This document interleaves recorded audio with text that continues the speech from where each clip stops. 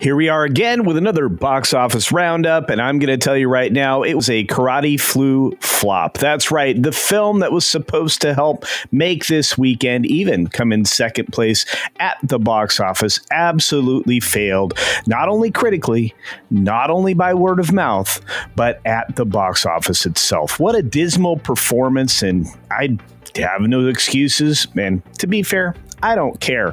I wasn't anticipating this movie to be any good, and it looks like that's the case. Now, I haven't seen the movie. I wouldn't even pretend because I had no interest, but some people did, and their thoughts were rather extreme. If you're looking for a review, I would go check out Latino Slant's thoughts on the matter, or Tom Connors from Midnight's Edge, because I'll tell you right now, neither of them appreciated this, and they are as big a Karate Kid fans as you will find, including the Cobra Kai series, which, to be fair, this just threw dirt on a franchise that was already buried after the Cobra Kai finale, and I don't think anybody wanted it to come back. Well, with all that being said, let's jump to some actual numbers and some breakdowns of what the weekend looked like and what it could have. Here we go.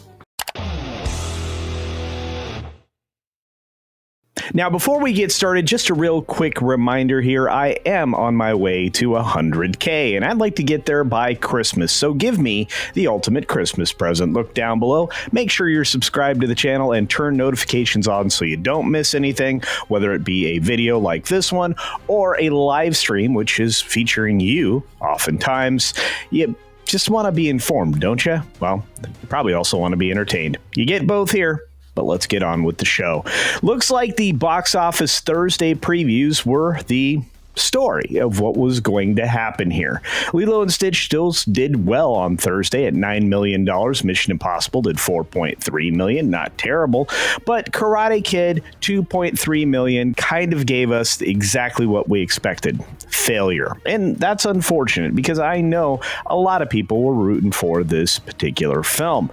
Not me, but many. And that's, a different conversation, let's say. But when it turns out that we got a box office for Lilo and Stitch in number one, that was never going to change. A $63 million weekend performance and a heck of a hold, as a matter of fact. Karate Kid Legends opens to a dismal $21 million versus a $45 million production budget with not a lot of accolades. Otherwise, many people disappointed. Not the best reviews in the world. A Rotten Tomatoes score that is below fresh.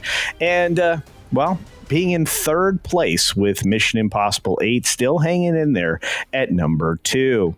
Let's first start with expectations. You see, Karate Kid was expected to make about $25 to $30 million this weekend. It came in a dismal 21. And that is with a lot of extra effort at promotion. And I think the promotional budget is going to be what hurts this as far as its performance down the road. And while, of course, exaggerating here, saying Legends had garnered positive reactions from the audience with an A- grade on Cinema Score, those didn't actually transfer over to the 59% Rotten Tomatoes score at time of the recording. As I mentioned before, just below fresh. Once more, the movie had a $45 million budget, and this was the best chance to get that number, because this film is going to quickly fall into irrelevance and add another week to its performance as it drops at least 50% next weekend, and you probably won't even get to the production budget, let alone take that number, divide it in half, and feel like you could make a profit, because you won't. What's more, this is Karate Kid's first new offering in 15 years since that absolutely terrible Jackie Chan reboot with Will Smith's Kid. That film made a pretty decent number of $55 million on an opening weekend, and that's not adjusted for inflation, which Variety actually adds to their article. You're looking at a film that ultimately earned $359 million globally, and if you adjust that for inflation, well, that made an awful lot of money itself. This new version is directed by Jonathan Entwistle, and it really just invites two old martial artist legends into a world that actually doesn't exist. And it really does favor a lot of what the Chinese audience would probably love. Domestically, I don't think this thing will do very well. It could do better on the international market, but I have very low expectations here. The best number I saw was a $13 million performance internationally, and I'm not sure if China is going to get behind this or not. It kind of is culturally irrelevant at this point, and I can't imagine that the Chinese want to tie their hopes and dreams and their people to the performance of this particular film or franchise.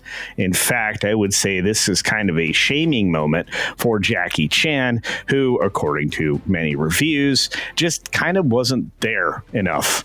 In other words, he just didn't deliver, and apparently neither did Daniel Russo, otherwise known as Ralph Macchio. Look, this is not anywhere near the 1984 miraculous performance because we're so far separated from that, you can't build fans out of nostalgia that's absolutely hollow.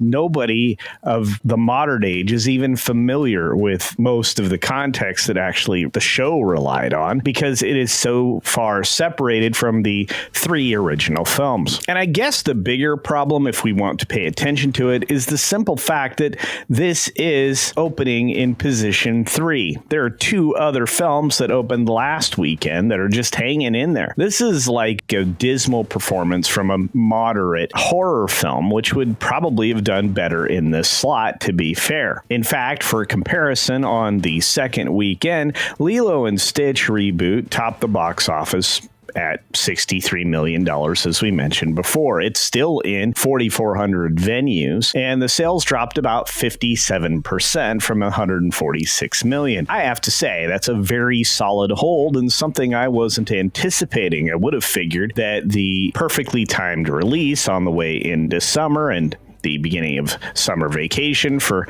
many schoolgoers would have given us an opportunity to see what the audience looked like as the most interested parties. This isn't a film that's likely to get repeat views, but what it is going to get is anybody that's getting out of school. So, congratulations to it for not dropping more than 60%. As Variety says, this momentum for a tentpole of its size is very encouraging, especially heading into what I think is going to be a so-so summer, which seems to be at odds with some analysts, but I'm okay with that. Oftentimes, I feel like that puts me in a stronger position, and honestly, it usually does. As of the time of this recording, we're looking at a $280 million domestic monster and $610 million at a global scale.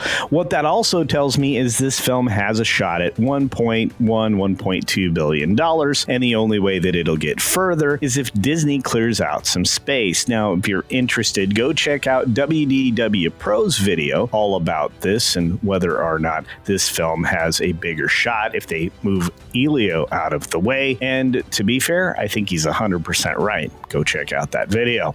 Of course, in second place is Mission Impossible 8. Not a great film, not a bad film, just an average film with $27.3 million more dollars. And believe it or not, in 3,861 screens, it declined about 57% as well. That's remarkable. Both films from last weekend holding solid in the same rate. This 30-year-old franchise at this point amassed $122.6 million in North America and $353.8 million worldwide to date. If you take a look at this, you probably could multiply it by 2 and come to a reasonable just under or just at $700 million overall. I think that's probably where this film ends up, and to be fair, that's not even breaking even at this point, but it's close, and sometimes close is good enough in horseshoes. We're not playing horseshoes, we're playing profitability, and Paramount needed a home run. So better luck next time, Paramount, as this thing continues to draw in some action aficionados that just weren't all that keen on Lilo and Stitch. Worse yet, the other new film entry to this weekend's box office is A24's supernatural horror film, Bring Her Back, which actually opened in 5th place place, which wasn't great. $7 million from 2,449 screens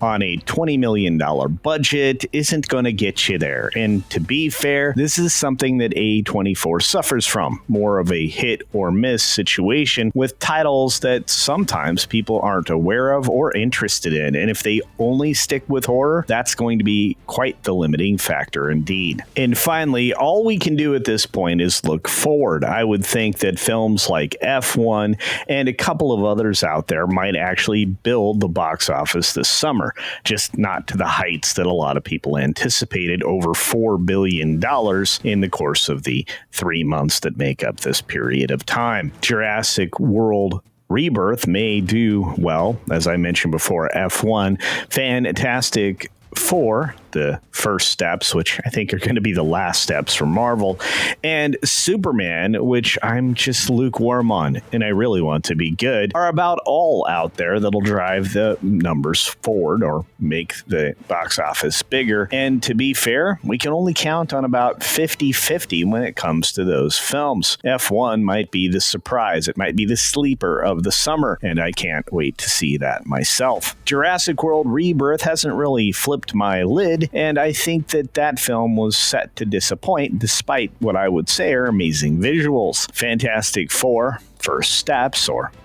Last Steps for Marvel, is set up to be female-centered and female-driven in a plot that, well, a lot of people probably are going to turn off of right away. Word of mouth isn't going to help that film, and rumored test screenings, which, again, Marvel really doesn't do, didn't sound very good. We have another video coming out about that specifically, which we'll talk about some of those details. And as I mentioned, Superman needs to be a home run, a grand slam, if James Gunn's DC universe is going to get off the ground, which I don't think this Superman's going to leap a tall building in a single bound, but I'm hopeful. Regardless, that's this last weekend's box office, and if you have any thoughts that are contrary to mine, or you'd like to agree with me, or you saw any of these movies, please let me know your thoughts in the comments section below. As always, be sure to take care of yourself, take care of others, and until next time, see ya! Hopefully at the movies.